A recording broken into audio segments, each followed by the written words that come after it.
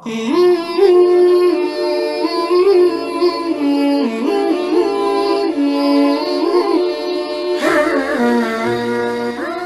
adalah salah satu ibadah yang diwajibkan bagi setiap muslim dewasa yang mampu secara fisik dan finansial. Ibadah ini termasuk ke dalam rukun Islam kelima yang dianjurkan untuk dilakukan setidaknya sekali seumur hidup.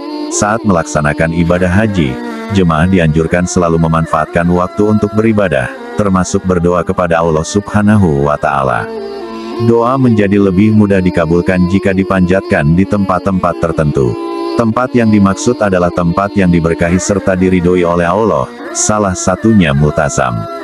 Apa itu multazam?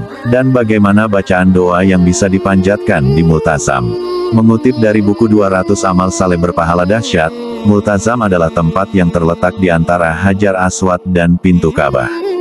Di tempat ini doa lebih mudah dikabulkan, sebagaimana sabda Rasulullah Shallallahu Alaihi Wasallam. Multazam adalah tempat dikabulkannya doa. Tidak ada satupun doa seorang hamba di multazam kecuali akan dikabulkan. Hadits riwayat Ahmad. Secara bahasa, multazam memiliki arti merapatkan.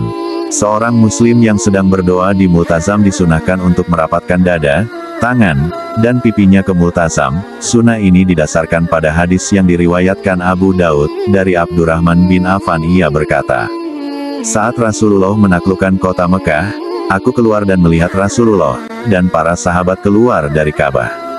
Mereka menyentuh sudut pintu Ka'bah sampai ke hatim sudut Hijr Ismail, menempelkan pipi mereka ke Ka'bah, dan Rasulullah di tengah-tengah mereka. Adapun keutamaan ibadah haji adalah sebagai berikut. Keutamaan ibadah haji yang pertama yaitu dapat menghapus dosa. Dalam sebuah hadis disebutkan, Allah akan menghapus dosa bagi setiap umat muslim yang menunaikan ibadah haji. Bahkan bagi jemaah yang tidak berbuat keji atau berbuat dosa, akan pulang dengan kondisi suci seperti bayi yang baru lahir. 2. Menjamin surga. Keutamaan ibadah haji berikutnya yaitu dapat menjamin surga bagi jamaah haji yang mabrur. Dalam hadis riwayat Bukhari dijelaskan bahwa orang yang menunaikan ibadah haji dan ibadahnya mabrur, Allah akan menjanjikan balasan berupa surga. Disebutkan pula tidak ada balasan yang lebih baik daripada surga bagi jemaah haji yang mabrur. Keutamaan ibadah haji selanjutnya yaitu dapat memberikan syafaat bagi anggota keluarganya. Orang yang menunaikan ibadah haji dikatakan dapat memberikan syafaat kebaikan bahkan pada 400 anggota keluarganya. Selain itu, orang yang berhaji juga akan keluar sebagai orang yang suci seperti dilahirkan kembali. 4. Meningkatkan derajat. Keutamaan ibadah haji dalam Islam juga dapat meningkatkan derajatnya.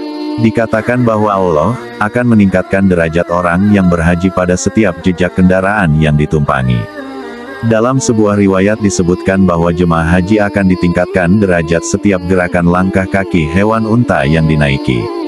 Setiap langkah kaki unta juga akan menghapus dosa dan dicatat sebagai pahala kebaikan.